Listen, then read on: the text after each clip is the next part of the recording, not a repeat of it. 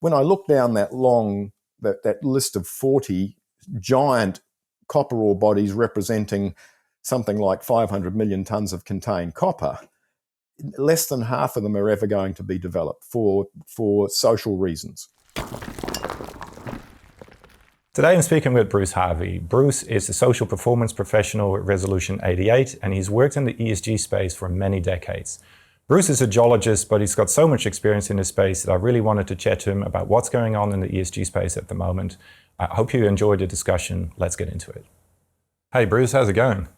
I'm well, René. Yeah, good. Bit cool here this morning, but a beautiful day otherwise. Yeah, pretty good here too, and can't complain. It's sitting in a relaxed chair. Really looking forward to having a chat with you. So, just thinking back to when we actually first met at an AusIMM event. That's a while ago now, but sitting next to you at the dinner table, couldn't really. I didn't know what you did in the institute and in the industry, so really interesting to hear about your background. And obviously, since then we connected a bit on a bunch of different things, and not least of it, figuring out years later that you actually ended up mapping, the house that I live in now, not the house, but the bottom end of the property. The bottom end of the property where I live, and you're doing that as a mapping project. It's a small industry, and that's what I love about it. So, all those tie lines coming together. So, yeah, I was really looking forward to speak to you.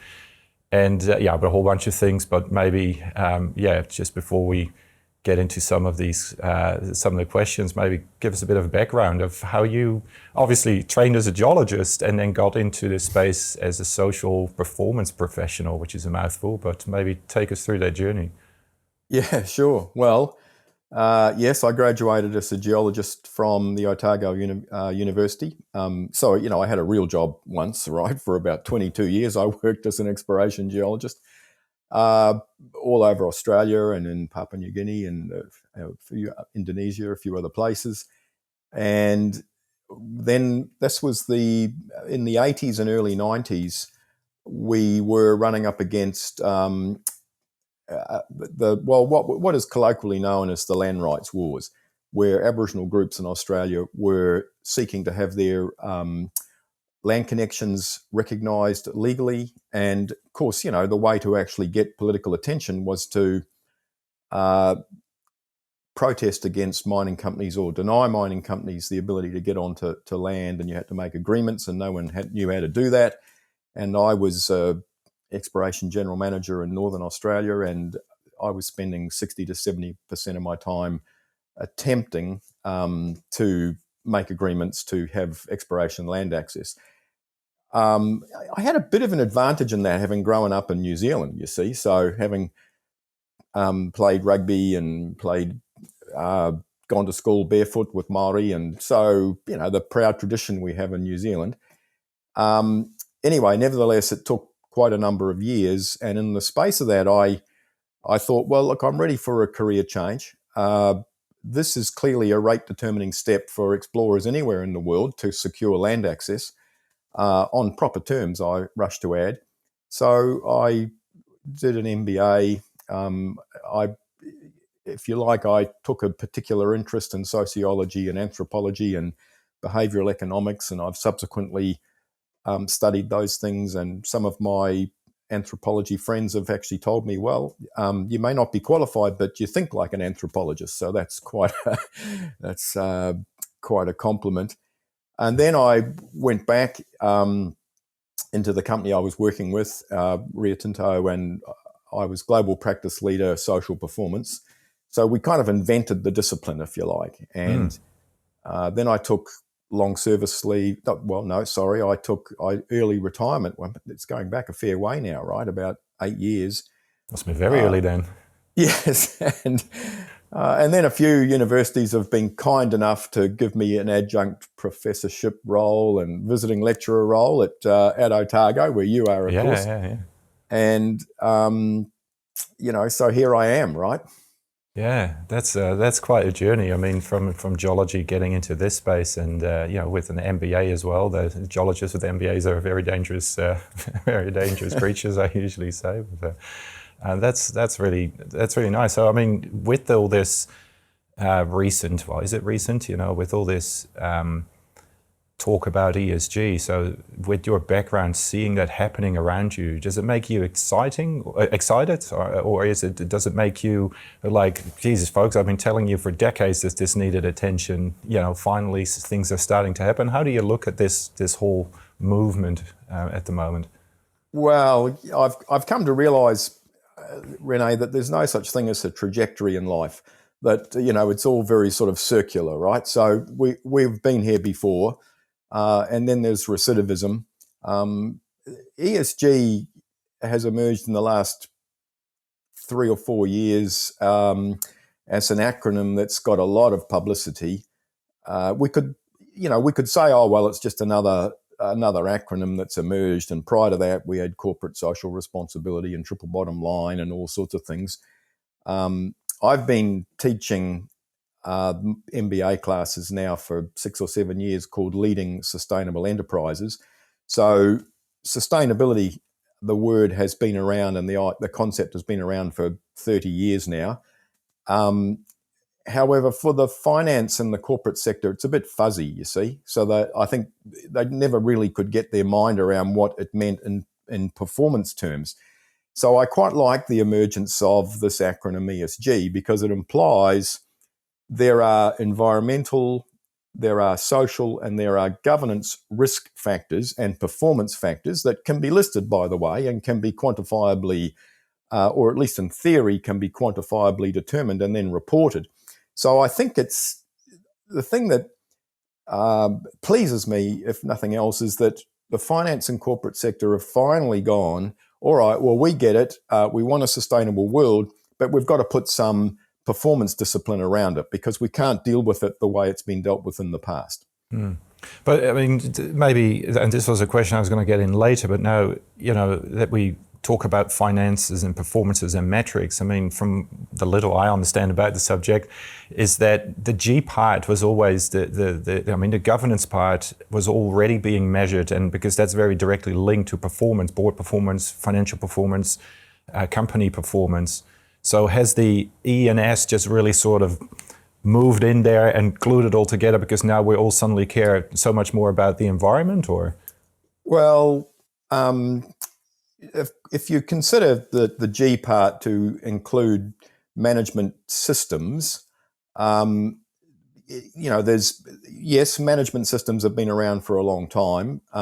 So beyond board governance and ethics and diversity and stuff like that, running risk assessment systems, right, and materiality assessment systems. So, good, solid analytical systems are part of that G, right?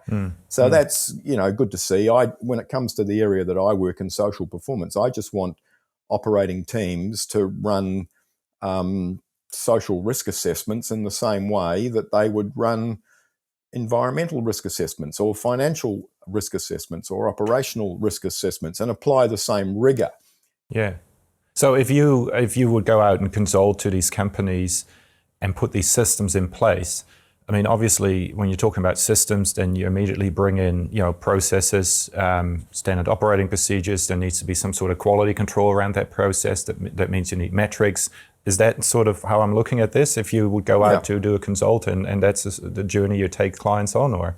Yeah. So, and part of the adoption of this more performance-based approach, which I've been advocating for 20 years, by the way, is simply using the word social performance, for instance. We don't have safety relations, right? We don't have operational relations. So why would we have community relations? Yeah. So I started using the word social performance 20 years ago because our people understand performance, right? Our operators understand the need to perform and demonstrate performance and be held accountable for performance. And I prefer the word social because community as a word has become the most, compromised word in the English language. It has no utility. Politicians throw it around. It can mean everything from a amoeba in a petri dish to the entire nation of Australia, or something, right? So it really is not useful from a social science perspective. It's a useless word, and it just gives people a warm glow, right? So this is social performance is distinctly different than community relations, which was about sending the nicest person on your team out to have a cup of tea with someone and assuage them or convince them that you were nice people. Yeah. And in terms of measuring this, I mean, the word scorecard is a popular one, right? I mean, if you read the some online journals about this ESG, in this ESG space, it's all about the scorecard. I mean, is there a scorecard, and are all these scorecards the same, or is it just a nice buzzword, or what is there? I mean, you're obviously working on the standard, right? I mean, because we all need to know what we're talking about when we say ESG, what the E means, what the S means, what the G means, then how we measure it, and how we then turn that into some sort of, ultimately, a benchmark, right? Because investors need to be able to see that companies are ticking some sort of box, and you don't want to sort of bury that in 15 pages of technical drab. So how do we translate this indeed to a simple scorecard, and is that even possible? Well, it can't be simple, other than running a normal approach to management where you might look at 50 or 60 risk themes and then distill it down to the 5 or 6 that you're going to tackle that are most immediate. Classic management, right? Get some focus. You can't boil the ocean. So when it comes to environment, there are something like 15 or 16 now standard themes or performance indicator themes that, things like hectares disturbed versus hectares remediated at a mine site, the quality of water discharged, how much water you're using, offtake. I've got, these things are pretty well established now. And similarly, G, what your diversity ratios are, what your board accountabilities and how they're spelt out, and whether you've got a board charter and the like. And S is a bit behind, except for the area of health and safety. I mean, we've had very good metrics, standard metrics in health and safety for 30 years now, right? LTIFR, etc. Right? We know what they are, right? And we're developing. There are now about 18 or 20 pretty standard metrics when it comes to S. Local employment ratios, local procurement ratios. Much of it is economic, and so it should be. But then there's also cultural, which is equally important to local people. They want their local idiosyncratic cultural norms preserved. Cultural heritage surveys, have you done them?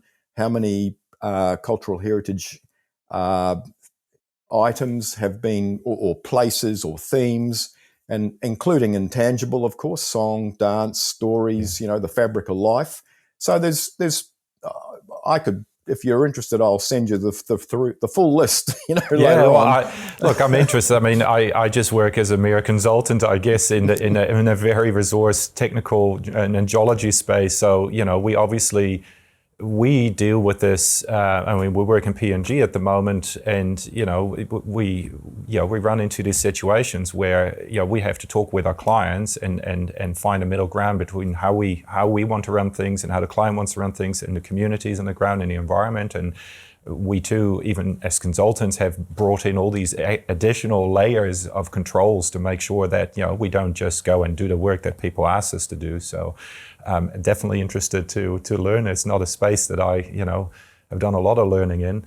Haven't done a course yet. I should apologize, but I will get to it both later now and later in the year maybe. But it's interesting when you tie the link with work health and safety, because that too is a cultural change, right? That was needed.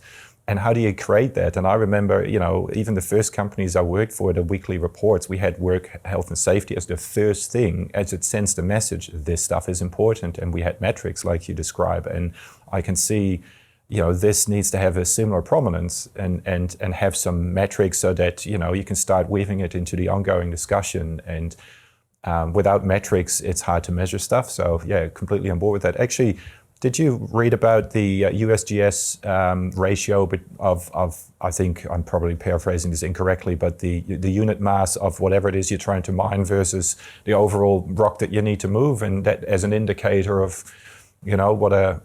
where you sort of sit on that scale? I did read that. And look, like all of these things, it's an attempt to be to find one number, to bring everything into one number. So inevitably it's going to be, if you take comfort from that one number, then you're not really understanding the complexity of the issue. So I would caution that, yes, it's an interesting ratio to pick up on, but there are many other things as well that are equally important. Well, I guess if it's classic gold, then the number wouldn't be very good. But there's definitely a difference between an open pit and an underground mine. They probably still, both ratios would be looking pretty bad, but at least the footprint of an underground mine would be, it would be completely different. So yeah, it's not just a number, there's a lot more sitting behind it. But there's clearly propensity to express all this stuff in ratios and numbers so that we can have our scorecard with our numbers at the end of the day, I guess. That's well, and of course, local people, and they're not going to care about that ratio. I've never heard anyone yet bring up when I go to and talk to people who are directly affected around operating sites or exploration projects. I've never heard them ask yet, well, what's the rock to ore ratio? yeah. No, it was new to me too. But look, a lot of. I mean, I heard that this is the fastest changing variable that a lot of industry watchers have been seeing for decades, right? So this is definitely a very fast moving space. And I talked the other day to Steve Hunt about this as well, because this has implications for everything that we do, and it's being better embedded in a JOR code as well, that obviously you had a significant input into as well. So it is moving very fast. And are we on track? Are we on pace? Are you satisfied, or are we overcorrecting as well? Because one of the dangers with changing something very fast is that suddenly we've got all these resources that are now suddenly not resources anymore, because they'll never come out of the ground for some ESG thing that somebody has now said it doesn't tick the box. Are we at any stage in a danger zone here, or? Well, there's always the danger that people will oversimplify, and what we're trying to do is get people to understand complexity. It's the same in geology, isn't it, right? I mean, if you cannot reduce an ore reserve estimation to, a number, if you really want to understand everything that's going on there. However, it is true that, and the word I use, and I'm a geologist, so I can, please forgive me, I can say this, the ore body is not the asset, right? There's a lot of geologists who think that the ore body is the asset. But a rock on the ground's a rock on the ground. It has no value unless you can evaluate it and get it out and beneficiate it and market it, sell it. So, how many of the world's declared deposits in the ground, using words very carefully here, by the way, are not in fact ore bodies, they're a deposit in the ground. Yeah. And they'll never be. I look at that long list of 40 undeveloped copper deposits in the world that Rick Valenta and his colleagues at UQ put together. And then, the first time I've seen it done is attempted a matrix analysis against about 10 parameters, of which only 2 were rock-based. So maybe grade and maybe there might have been something else in there that was rock-based, but the rest were, are there water impacts? Are there impacts to land-connected Indigenous people? Are there biodiversity impacts, etc.? I mean, the concept is fantastic, right? It's early days on that. And I look at the list of the top 40, and of course, they get a red blank against them if the risk on any of those ESG-related parameters is deemed too high. And the implication, of course, is that if you get a row of reds, well, it's never going to be developed, is it? Now, it's not quite as simple as that, but when I look down that list of 40 giant copper ore bodies representing something like 500 million tonnes of contained copper, less than half of them are ever going to be developed for social reasons. Yeah. But if I then, so that's at the sort of big end of town, but if I just put my junior explorer hat on, it's hard enough as it is, right, in current day and age to raise the money and to put your project out there. There's more and more regulation coming out there. And now we have to, we can't tick the RPEE box before we've actually done this evaluation of, E and S and G. And is that going to be holding us back from putting that resource out there? there's a lot of questions coming out in that space as well. And again, in terms of overcorrection, it's hard enough as it is there. I mean, is there a difference between a small end of town and a big end of town? And is that actually what we're trying to achieve with all of this? Well, I think I see juniors who are very good at this, juniors who are better than some of the majors, actually, quite frankly.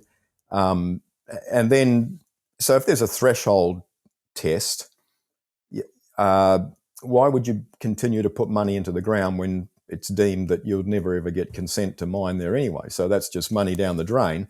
Now, there's an obligation to disclose. So, we can have a conversation about disclosure, if you like, because that's an important parameter in JORC, for instance. So I would just like people to fully disclose all of the ESG related information and risks that they have about a project, and then let the financiers and the lenders make up their own mind. But they should also be in a position where they can interrogate and say, well, hang on, if not, why not? What, you didn't say anything about the need to resettle 5,000 people. Why didn't you say that? Yeah. And the answer could be, well, there's no people to resettle. Yeah. Although it's not quite as simple as that, by the way, because you've also got economic displacement. So people don't have to be resident necessarily. But if they use that land, so you've either got to defend yourself. So no, cultural heritage exposures there aren't any at this site, and this is why. Or you've got to, spill the beans. So do I need help in assessing that then? Because, I'm a geologist and work as a resource geologist, putting resource estimates out there and needing to do my preliminary evaluation of these various factors. And the argument has been, without this, ESG issue, that, look, do I actually have the training and the capability to determine whether something is economically potentially mineable or not? I'm not an engineer. Do I need to rely on an engineer to help me say that for an initial inferred resource, or can I make that statement? Equally here, do I need to now rely on additional external advisors to help me answer that question? Well, yes, you do. It's you need competent people. They need to be competent in their area of expertise. I wouldn't consider myself competent to do an ore reserve estimation, even though I'm a geologist, right? Although conceivably I could get there with a few years of retraining.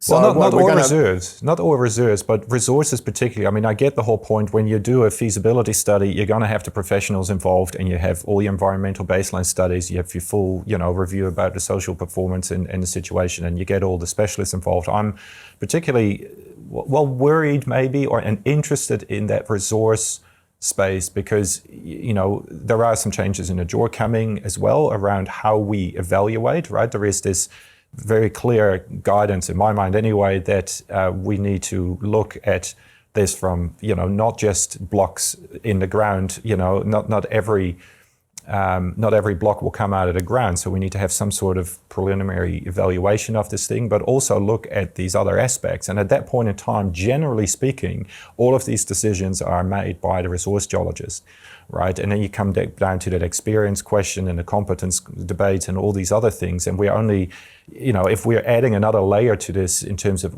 it's always been there, as you said before, but with this higher degree of focus on it, personally, I'm less comfortable making that decision now, depending on the project I'm looking at. If it's a standard, gold open pit in WA that has sort of previously been mined for the first 20 meters and it's sitting right next door of something else and yada, yada, happy days. But, we're looking at, my favorite example is, here I go again with my nodules, but, nodules on the ocean floor.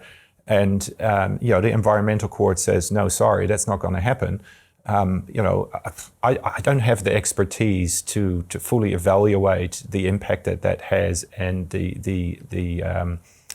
all the variables involved with that. And that sort of answers my own question, I guess, because the moment you realize that, you need the extra help. But therein lies the problem, right? Now, do we need a new chartered professional, which is now the person who is a social performance professional, and what experience do they need to have? And that might be a good segue into your course. But are we now needing to train a whole new group of professionals And are we in time to do so to cover our bases here with this very fast-moving ESG space? Is that clear? Or? Well, just to be clear, my course will not give you that degree of competence that you can go and work. Of course, the course is a very brief introduction. You will know what you don't know after you've done the course, and that's as good as we can promise. Look, if you're in the air, if you're doing marine nodule exploration, then you have to be able to identify what risks there are to benthic flora or something, fauna.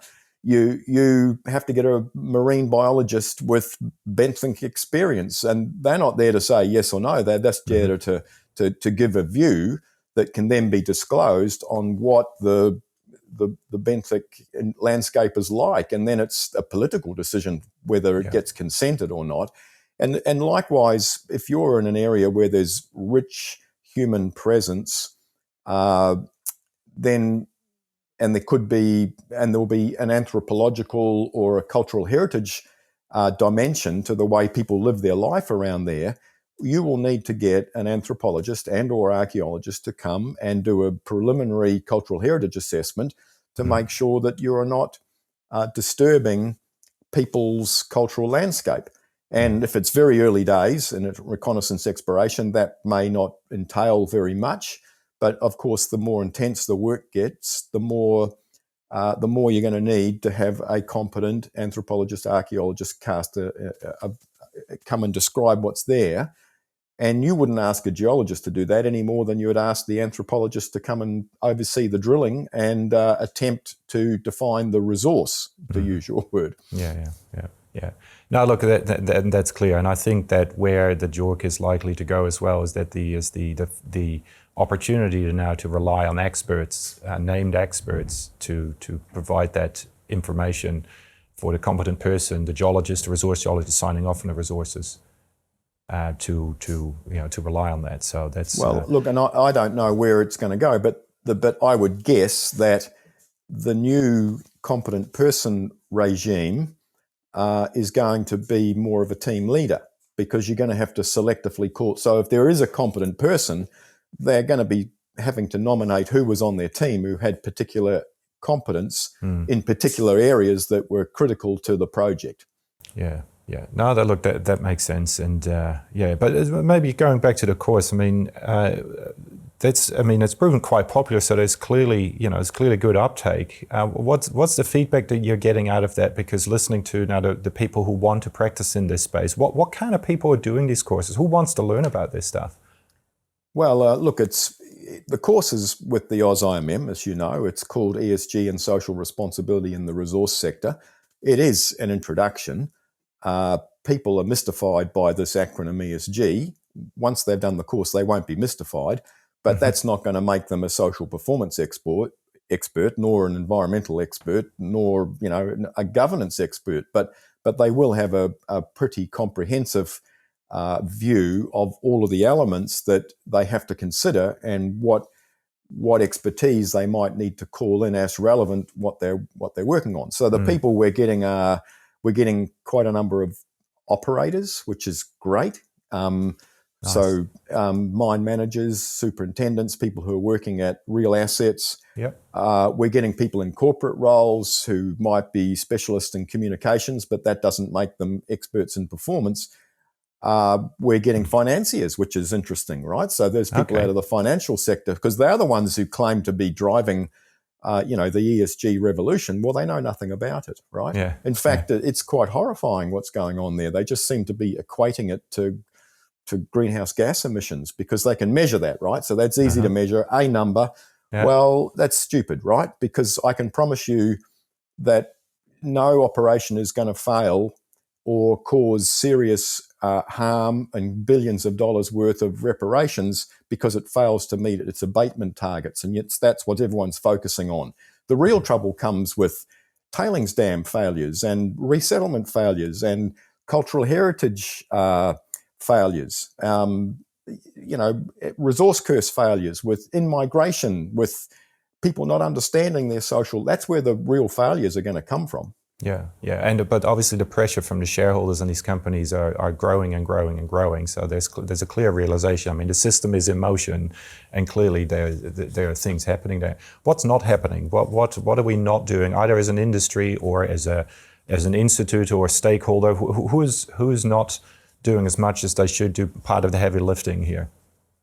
Well, it might be better to say what we haven't done. We've got good environmental professionals. We've got good geologists, possibly not enough of them, good experienced geologists. We don't have enough field experienced social performance professionals in our sector.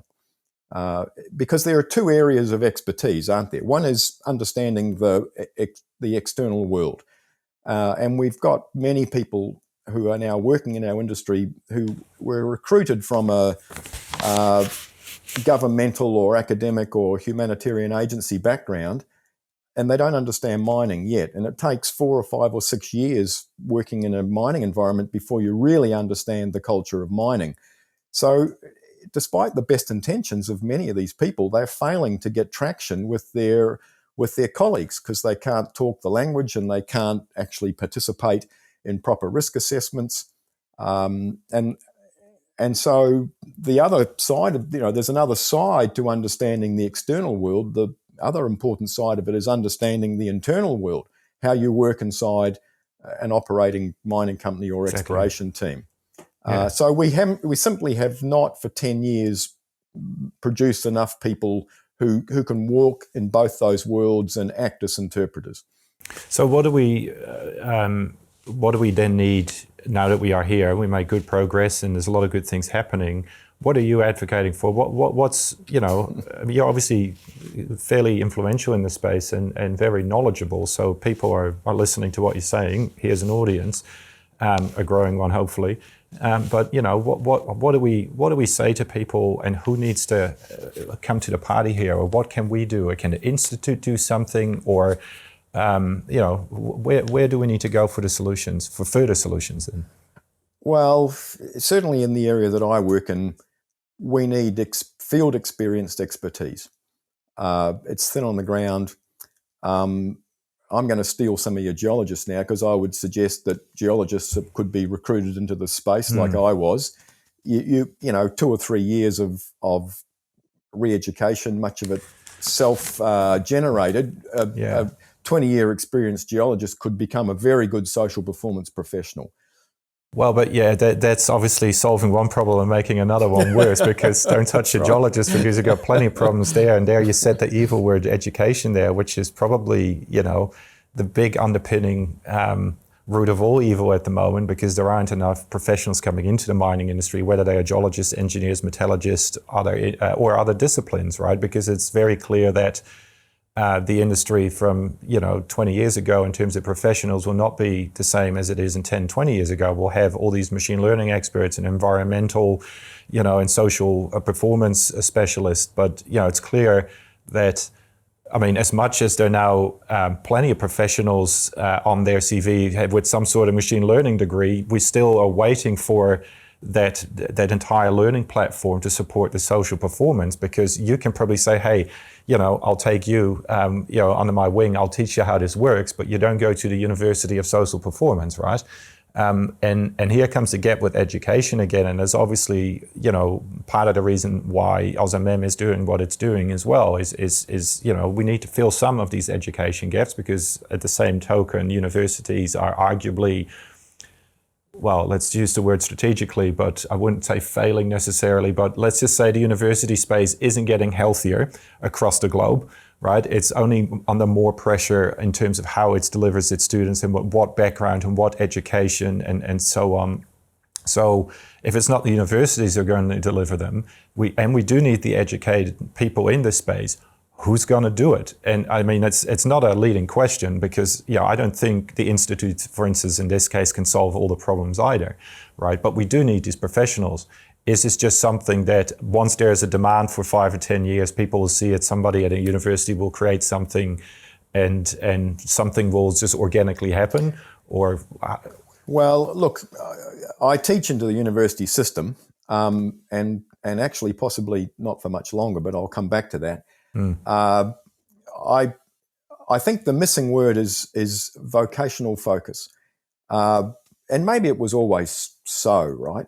Look, universities, I left university with my degree in geology, was a very good degree. Obviously, I was smart enough, but I couldn't jump straight on a rig and do the job. The first 2 or 3 years of my working experience were layering on of the vocational attributes that you needed to be a proper field-based geologist. So there's always been an element of this. However, I think my view is at the moment that there's not a lot of focus on vocational outcomes at universities. Maybe there is in the dental school, maybe there is in the medical school. Hopefully there is. But, and so young graduates are coming out of university with a geology degree, and you've got to take them and run them through another degree of vocational exposure for another 3 years before they become useful. And now, maybe that's so. Now, with the Institute running various 6-week courses, some of which you're involved in, some of which I'm involved in, I think that's a really, and of course the buzzword is micro-credentialing, but I think that's a very, very good development. It's clearly vocational focused. Module 1 and Module 2 of my ESG course is deliberately called Methods 1 and Methods 2, and we teach methods. And it's not philosophical and it's not conceptual. I mean, these are just pretty mundane methods, but at least that, they're vocationally oriented, and it means that once people get on top of them, they can go and work usefully inside a mining company. So it's a good start, and we need to do more of it. And I'm enjoying teaching into the Institute courses more than I am into my university courses. I must say that, because I'm in an industry that I'm comfortable with. I'm working and teaching with people who are clearly interested, in our industry and want to find ore bodies and want to develop them.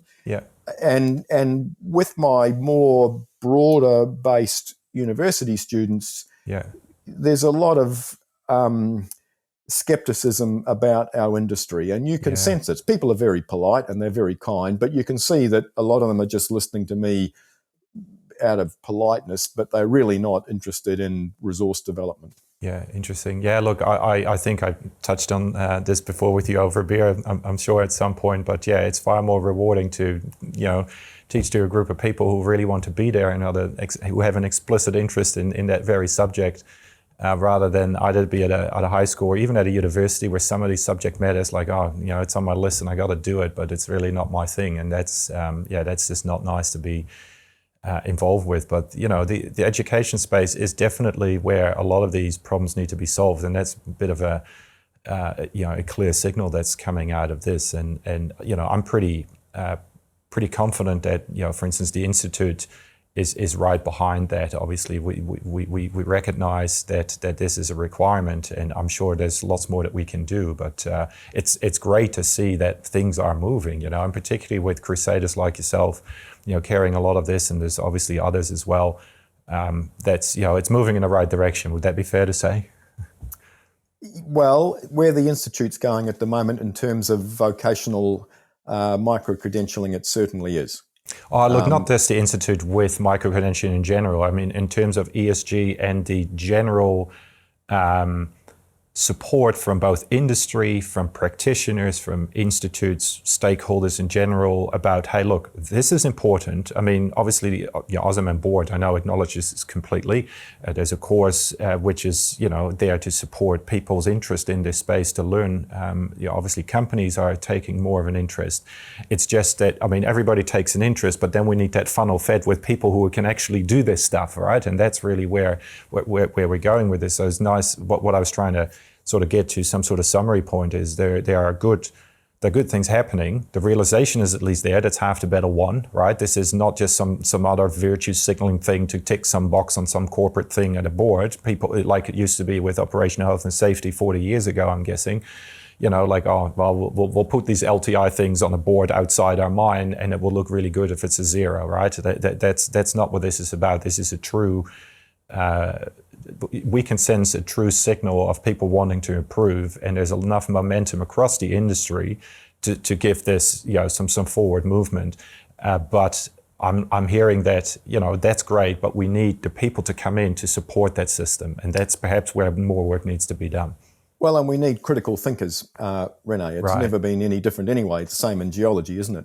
Yeah. So, look, it's a growth industry. ESG is a growth industry.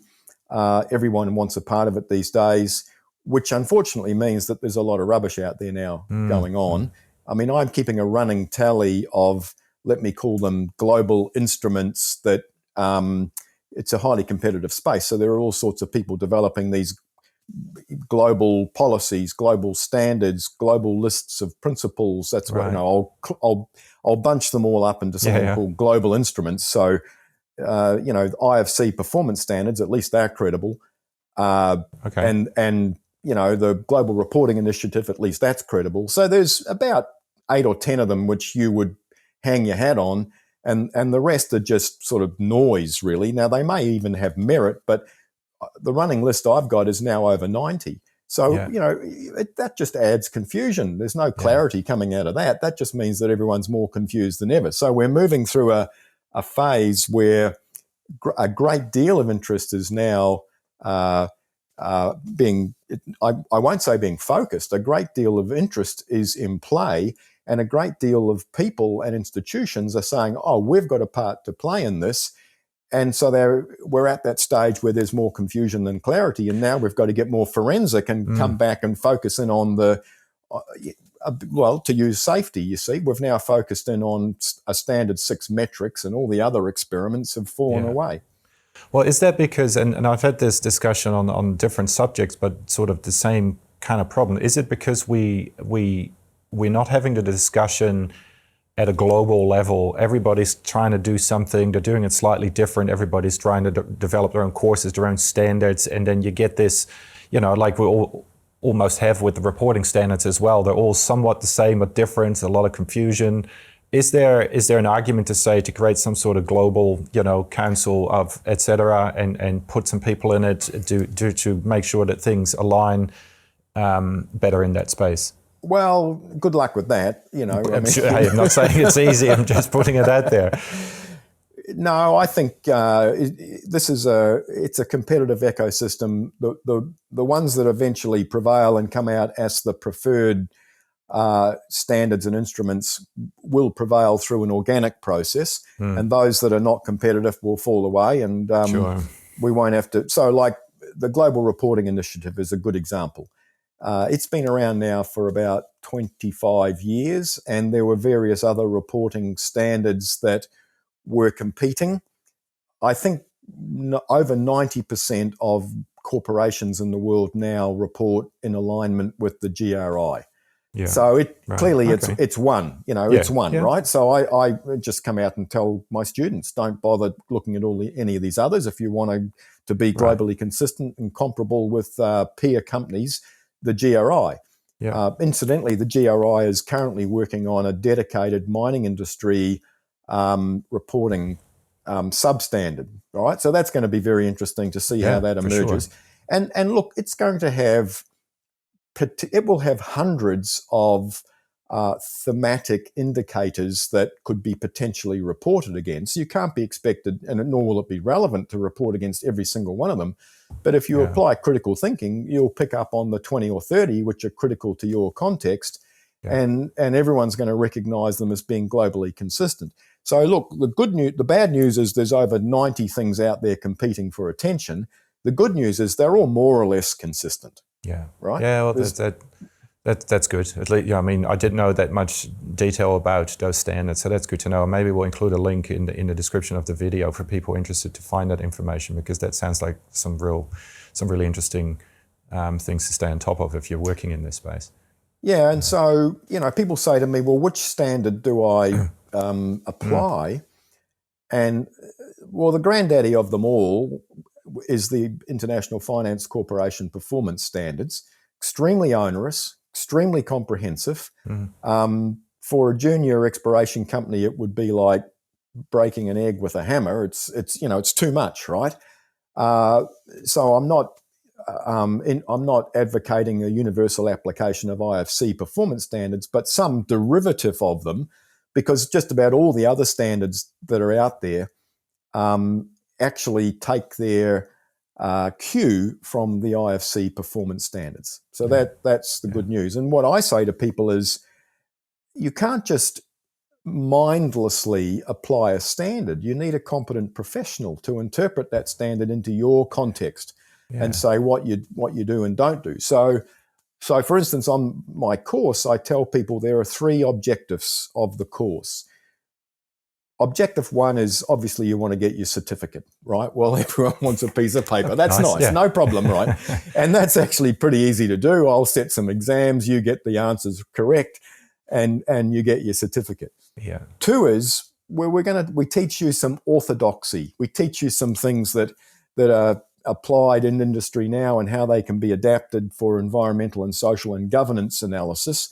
And then the 3rd thing is critical thinking, you see. So I want, in fact, summed up in the famous Latin expression by Horace, sapere aude, which means dare to be wise, or a better way to put it is dare to think for yourself. So we'll give you the orthodoxy, and then you have to actually critique the orthodoxy so that it's fit for purpose in your situation. And the orthodoxy, I can tear apart the orthodoxy, as we all can, right? I'm sure it's the same in all resource estimation. There's an orthodoxy, and then you have to apply critical thinking to get it right. Yeah, quite a bit of it. There's no recipe. So there's that critical thinking component, and that got me thinking about who is doing that critical thinking, either following the courses or with this requirement of professionals coming into it. Have you seen any consulting companies, those terrible bottom-dwelling, bottom-feeders consultants, have you seen them position themselves in this space? Are there new companies popping up who are specialists in this space? Are the big names, the SRKs and so on, are they adding professionals to help their clients with this particular thing? Have you seen any trends like that yet? Well, unfortunately, the tier 1 consultancy companies are executing orthodoxy, right? I don't work with them. I know some of them, and the people that I know from those companies are quite capable of critical thinking. I don't know how much critical thinking gets applied in their client work. Clients really don't want critical thinking either, by the way. They just want the orthodoxy so they can, thump it down in front of the financier and everyone feels happy and goes away. And then the next thing you know, it's either disasters can come from that kind of shallow approach, right? Well, maybe just to protect their resource professionals who are needing to think quite outside the box. As I was going through before, I mean, as a tier 1 company, I would be quite carefully giving them the support around them, and that might then, particularly for the larger companies who don't want to do just virtue signaling, they actually want a professional come in and to not just tick a box and be the orthodox, this is what you do, but actually, look, we've got a complicated project here. We know it's got some, ESG issues, if you can call it that. I, hate to call it that, but, can one of your specialists look at this? Because we think about it this way, and there's a couple of famous recent examples in WA of mines close to particular populated areas or parks that this could be quite relevant to. Should this really be sitting on our balance sheet, right? That's I'd probably you want it to be, but you also don't want to have to write it off 5 years later in a major embarrassment that then drags the entire company down, right? I mean, there must be a requirement to say, look, can we find a tier 1 consultant who can come and deal with this? Is that, I don't know if any of that pathway is even realistic, but. Well, let's come back to the disclosure issue. If you've got an advanced evaluation project and it's sitting within or on the boundaries of a conservation reserve, where consents are required to proceed, then you have to disclose that. And if you're attributing any value to the project in the meantime, well, that's not correct, is it? Because you haven't got a guaranteed pathway to progress. Now, on the other hand, it's similar if you're on the lands of land-connected Indigenous peoples who have, legally recognised land rights. Some people would say, well, that's a barrier to proceed. I would say, well, hang on, it may not actually, because if you are working positively with that Aboriginal group or that group of land-connected people, and you have a properly constituted agreement and that you're mutually supportive of each other, they're willing to support you against all the world. That's very, very valuable. So that's not a barrier to proceed at all. That's actually a pathway to succeed. So again, you need to, the critical thinking, you could disclose exactly the situation, competent person, put it out there, let people make up their own mind. Yeah, look, I mean, there's nothing wrong with the disclosure part, and I don't want to make this any more complicated than it should be without examples that could be difficult to describe. But this might not be the best one, but in New Zealand, some minister said a few years ago, no new mines on Department of Conservation land. That came out as a statement. We were all like, okay, where is that coming from, right? But it's out there, and it's clearly the everybody knows that this is unlikely to happen, more likely than not, 50%. Do we sign off on a resource because it's sitting in dockland or might sit in dockland and it might change in 5 years again? A lot of these things you need to disclose, but they're not facts. They're not black and white facts. They're not just single lines of this is a fact. I mean, you deal with a very, very vague conceptual space sometimes, and I can understand how some boards in the echo chambers that some boards perhaps sometimes are talk themselves into say, look, we'll wait 5 years, that's still reasonable prospects, right? Because it's a gold mine, and we'll wait 5 years, the political regime will change and things will be fine. So hey, it should be okay. There's all these really difficult decisions to make. And again, I'm just putting my resource geologist hat on. I need to sign off on this resource. Bugger me if I understand politics. I'm not a politician. Hate politics with a passion. It's not my thing. I don't follow what they say and what they do. I do when it matters to the mining regulations, but not in terms of what fights they have and which party does what. But all of this to some degree becomes relevant, right? I don't know. I'm probably steering this a little bit into a sort of esoteric space, but that's the sort of difficulty I see. I mean, if you can ascribe a resource estimation to a deposit that's sitting within the bounds of conservation estate, I don't know that any value is attributed to that. It's just a resource estimation. I don't think if it's a resource estimate, it sits on the balance sheet, right? I mean, that has a value at that point in time. If I sign off on that as a competent person, boom, there you have it. I mean, it doesn't have a reserve value, but it does have, value. It's live. It exists. Well, help me here. I mean, is the owner of that resource estimation, not you, the geologist, but the owner, your client, are they attributing a specific number on the balance sheet, or is it just presumed that it's there by those who buy shares? And so, there's an inferred value on the balance sheet. Well, even with junior explorers who don't even have a resource, I mean, there has to be a value in it because, the company needs to have a value, whether it sits in the data or the licenses themselves or the resource and or the reserves. And there's a system around that. So I didn't necessarily want to talk about the actual dollar value that it has. But my point is more, regardless of that, the moment it's a resource signed off by a competent person, that has value, right? You have determined that it is more than likely, more likely than not, that it is potentially economically extractable at some point in the nearby future, right? So the company can therefore now proceed to raise money on it, to get into negotiations, transactions, et cetera, right? Because the resource will get an investment based on the amount of resource that's there and all that sort of stuff. So, you have that responsibility at that point in time to make that assessment. But there are quite a lot of unknowns ahead of you, and they are the same in your resource as well. I mean, plenty are known from a geology perspective, right? So there's all this uncertainty associated with the resource, the technical side of the resource itself. And now we have an added layer of more uncertainty, and we need to look at the lowest common denominator, because if the resource is fantastic, but, the E in ESG is just never going to be a tick box, it shouldn't be a resource. And that's sort of the risk where I'm trying to query people is to what degree do we need professionals to look at that? I mean, the board has an interest in making that a resource. Obviously, if they want to develop it, yeah, of course, they will want to do the right thing and so on. But plenty of companies, they need to get rid of this thing.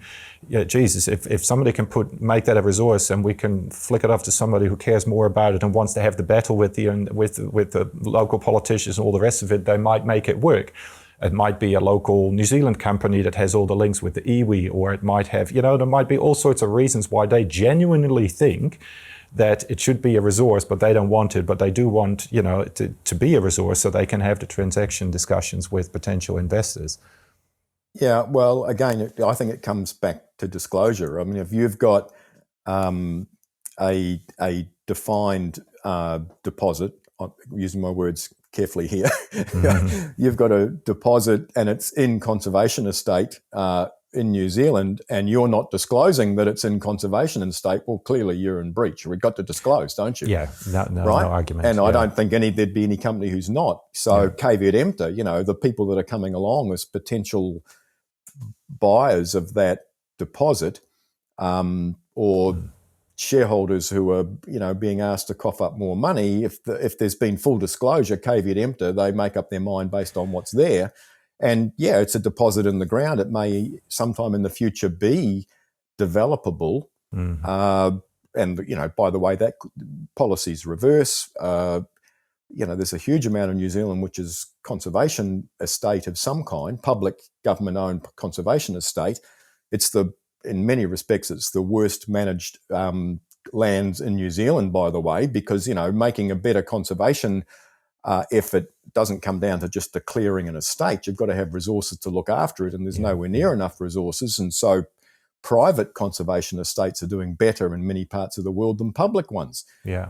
So at some point, that may be that countries come to their senses and governments realise that the two outcomes are not mutually exclusive, but that's somewhere out in the future. If everyone's coming in with their eyes wide open, they make their own decisions. Yeah, interesting. Yeah. Now, very interesting, and I can probably talk about this for hours, but I'm not sure if everybody else can listening to this. But as I keep sort of going down rabbit holes in my mind, as you do with this kind of stuff. But anything else that's on your mind that I haven't covered yet, or? Well, look, obviously, René, there's a lot, right? But I mean, I will say one thing when it comes to particularly reconnaissance and early stage exploration. The sooner you're actually making your first connections and building your relationships based on performance with people of the land in question, the better. And I hear lots of junior geologists and junior explorers, they go, oh no, it's all too soon for that. We shouldn't be doing that because we really don't know if we've even got a prospect, let alone anything else. So we'll wait until we know a bit more and then we'll approach people. Well, my advice is no, you start now, right? Well, there's the least amount of at stake for everybody. And furthermore, people will say, well, look, only one prospect in 1,000 advances, so why would we talk to people about something that may not succeed? And I go, well, I thought you wanted to succeed. I mean, shouldn't you be, it's if you're not engaging with people properly for opening up the future pathway, then you must believe you're not going to succeed. So that's not a good place to be in, right? Look, that's spot on, and you and I have both seen plenty of examples where a project is technically perfectly sound, but they've just not covered that space, and it stops right at the end, and they've wasted all that time and money. And I think it's strong advice for sure. So that's definitely wise words to finish off on. Really appreciate talking to you, Bruce. Thanks so much for your contribution. Good, René, and we'll get and walk along your shoreline again next time I'm over and look at a few more volcanic ash beds, yeah? Tephra. Yeah, look, that was one of the most exciting days for sure. That's really appreciate that. So anytime, door is literally always open. So I probably shouldn't say that, but there you go. All right. Cheers, Bruce. mate. All the best. Catch you later.